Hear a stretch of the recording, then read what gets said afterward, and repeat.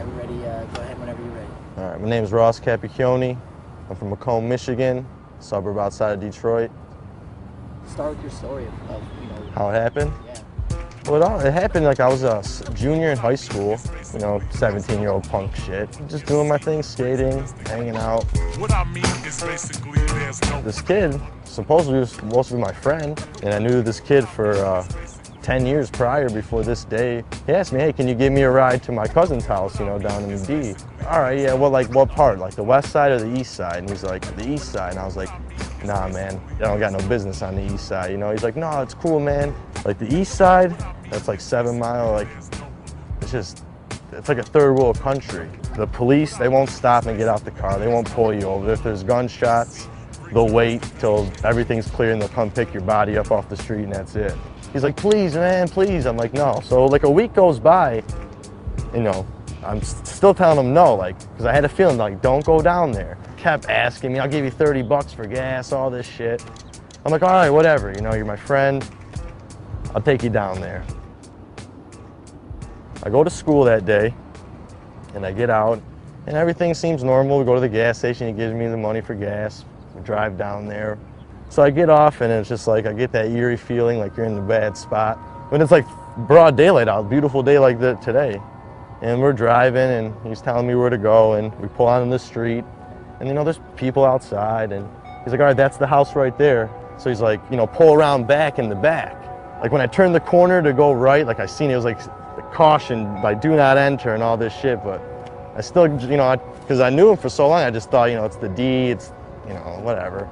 There was a fence, like a grass area, my vehicle, and then houses right there. So it was like, I wasn't in the middle of nowhere or anything. And like I get out, and he gets out, and it's only a couple seconds, I'm looking around.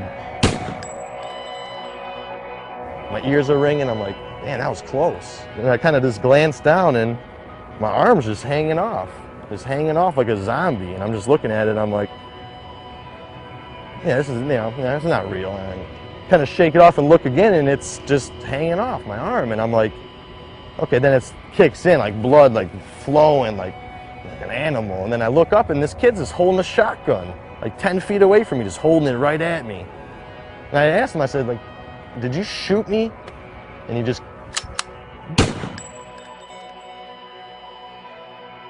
blew a hole in my chest like this big. So after that, I just dropped to my knees. I lost all my air. I couldn't see. I remember like being on my on my hands and knees, and I felt the barrel of the gun on my head. I felt this barrel just shaking still on my head, and so I smacked it away. But it was a shotgun, so it sprayed. So it still like hit me in the head really good, but it didn't blow my head off like a watermelon just to pieces. So after that, I got a little sight, and I was like, okay, I'm still moving. Like, I don't know what's going on with my head, but I know I'm alive. And I remember I looked up, and he was just staring at me. And he took the butt of the gun and like smashed me in the face with it. Knocks my teeth out. Like I fall back, but I could still see at this point, and I don't understand like how I can see because I have so much damage to like my lung and heart. I felt like these hands like in my pocket digging for my car keys. Like, when he's trying to grab my keys, like I ended up on my stomach. And I look up and I see my Jeep Commander driving away, just driving away, flying away. And I said, okay, well, either I stay laid down in this spot right here and die, or I try to get up. So I try to push myself up, but like take my left arm, take it right out. So gunshot to the chest bigger than a soup bowl, and then my head all mashed up. And I'm trying to push myself off the ground. Kept trying, and I'm like, all right, you know what, one more. I'm gonna try it one more time. And I pushed up, and then out of nowhere, I felt these arms from underneath me pick me up. And I remember like swinging, trying to grab someone, and there was no one around. And I was just like standing up still, like a drunk, zombie, just like. And I got this like a shove, like someone shoved me from behind to go forward. I must have got about 7, 8 feet. I just fell straight down. Because I remember I hit the ground like on my stomach. I'm like, all right, well, I went as far as I could. This shit's hurting like too much. Like, let me just close my eyes and start relaxing it. Sure enough, I closed my eyes and all the pain started going away. And then I'd wake up real fast and be like, this is not right. I just got shot 30 seconds ago. How's the pain stopping? And I'd be like, don't worry about it. Go back to sleep. That's a good feeling when you're sleeping. So I'd pass back out a little bit, and then I'd be like dying, and then I'd wake myself up, like my own voice, third person, and, hey man, get up, man, you're dying. And then like, I did that, and then I heard, hey, hey, and I like started hearing this guy, and he's like running over to me. So when I fell, there was like a probation officer at a stoplight, and he seen me fall out of the woods, like all bloody broad daylight. Then I felt his hand on my back, like, hey man, you're fine, don't close your eyes, you know, come on, the ambulance is coming, they're coming. And I'm like, man, like I just want to sleep, leave me alone, man. But then in my head, I'm like, no, you don't, because if you fall asleep, you're sleeping forever. And I remember like getting on the stretcher, and they're putting me in the stretcher, and just like the facial expression of the paramedic was just a stunned look on his face, but in the same time telling me I looked great. I looked beautiful, like you're gonna be fine. And then it just like blacked out, and I went to like I was outside of the ambulance on my skateboard, filming it, like rolling telephoto filming of the ambulance, and the doors open, everyone's panicking, and I see my legs coming out, and like once it gets to my head, blacked out. I was pronounced dead on arrival right there. John Doe had nothing on me. They said, you know, Doc, this kid's, you know, gone, and Doc said, no. You know, I'm here, let me try.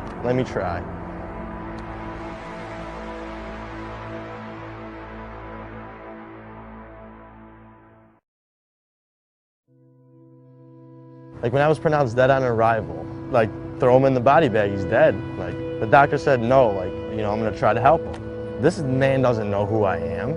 He could have said, yeah, he's dead, all right, I'm going back home. He said no, like I feel something, I'm gonna try. Did the heart surgery, gave me 24 hours to, you know, see if I was still breathing on the ventilator. After 24 hours, I was still alive. They fixed my arm and my head, and I woke up 3 days later. I remember like waking up, and it was still all white, like white everywhere, and I'm like, dead.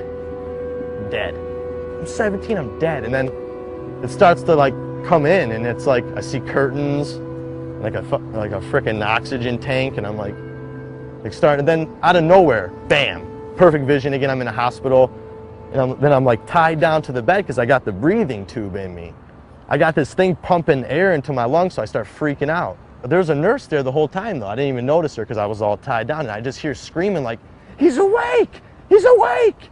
And I see her like running out of the room, and then like running back, like 3 more nurses and the doctor, just this woman just coming around the corner flying, like throws her clipboard in the air, runs up to me, oh my God, you look beautiful. Like, and in my head, I'm like, what do you mean? I look beautiful. I can't even, what's going on? Like, am I tied down? And then she's like, all right, 1, 2, and like on 2, she pulled that thing out of my throat, man. I got to breathe again, like real air, like, you know, of course I coughed up a ball of tar and BBs, but everyone was just looking at me like, you're alive, like you're breathing on your own right now. Like, what's your name? I don't know. What year is it? What? Who's the president? Huh? Is there any way we could contact anyone you know with a phone number? I was like, 2-7. Out of anything, my name, anything, the year, only thing I remembered after that was my father's phone number. For 3 days, my family didn't know. My father was outside, like, spraying out the garage, and he got the phone call from the hospital saying, I think we got your son, he's been shot, but he's alive. So, I don't know how my parents had it. I don't know how that feels, like you're a father.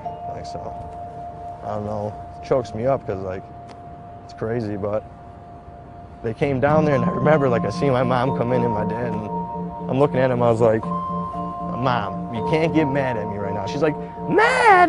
You're alive, you're alive.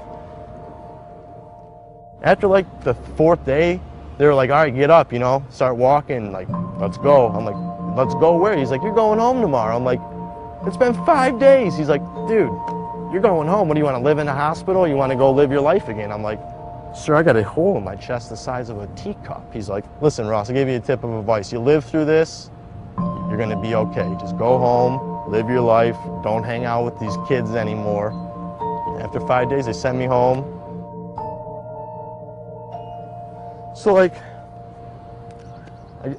I'm shot, you know? My parents are asking me questions. My dad's asking me, what are we going to do about it?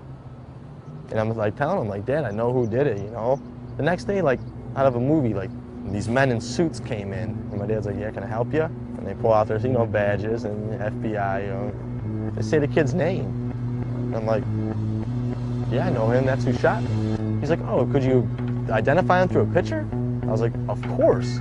Pull out a picture of the kid. I said, that's him right there. He said, Ross, we have him in custody. I said, how? I just woke up like 2 days ago. I just learned how my name again, like how to talk. He's like, the day blank shot you, he called blank and told him. So this kid shoots me and calls his buddy and says, hey, I shot Ross, he's dead. The kid's like, no, you didn't, you're lying. Because imagine another 15-year-old kid saying to a 15-year-old kid, So after they hang up, the kid he told calls the police on him. And he was met by the SWAT team right at his front yard. Got him. And like, all I had to do was go to court and testify against him. I went in there, man, in a wheelchair, head still stapled, no teeth, 105 pounds because of all the blood I lost, arm cast, and I sat in front of 40 of his family and him, and he couldn't look me in the eye. He had his head down the whole time, and I had to tell my story like this to everyone. That was the first one. I had to go back to final sentencing, and that's when I was healed. Like, so I walked back in the courtroom the second time. He comes out in a purple suit, top hat, cane, and sunglasses. This is the kid who shot me at court, smiling. While his family cheers him on, says, like, way to shoot Ross, called me a coward because I was taking the justice route. Like, I didn't lower myself to his standards and go try to kill him. I spoke, and the judge like looked at this kid and said, said his name, and he said, yo, Ross, thank you. And the kid just looked at the judge like, what do you mean? He's like, because if you would have killed Ross that day, you would have got life in prison. But since Ross was a warrior and survived, you get a second chance, and he just slammed the gavel on him. He said, go have fun in prison for 35 years. Well, I found out that the cause of the shooting was because he had to join a gang. That was his initiation, was kill a random person. He had to pick someone, so he just thought I would be the guy to pick. Yeah, that happened in 2007. Been about 4 years. And I'm telling you, the first two were the hardest. Like, it's hard, like waking up and knowing like someone tried to like shoot you down. You got to get through that every day. Like seeing people. Like, I get on a bus, public bus, I'm freaking out the whole time. Like, I don't trust anyone on the bus. For a while, my mother had to like take care of me as like how you do an infant, like washing, changing, feeding. Like, I'm 17 years old and I got my mom bathing me. I can't move, I got no hand, I can't talk. I'm all weak. And my dad and mom were like, Ross, like, come on, like the doctors say, like, give it time. And then all my friends like coming to see me, hanging out with me. I started getting more positive. One day I woke up and I felt different. Like, I was like, you know what, this is my world. That's when like every time in physical therapy, like I would try to do something, mess up, I'd be like, well, it's like a nollie backside flip. Like, you're gonna mess up until you try it and land it. When I'd mess up, I'd be like, nollie backside flip, and then I'd get it. Like, I'd do something with my hand and like put the thing in, and the doctor would be like, oh yeah, good job, like you did it. And I'd be like, So I like started living my life as like skateboarding. It's been working.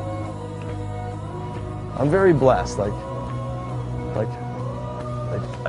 I see it now. Like, when before I'm like, like I'm so unlucky. Like, I went through all this getting shot, and really like I look at it now after like maturing and growing up. Like, it just gave me like a whole new leg up on life and how I can live my life, and it's crazy. Like, it's like makes me happy to be alive, and just like so grateful for everything. Like, I just look at what I got. I don't look at what I don't have. Look at what I have.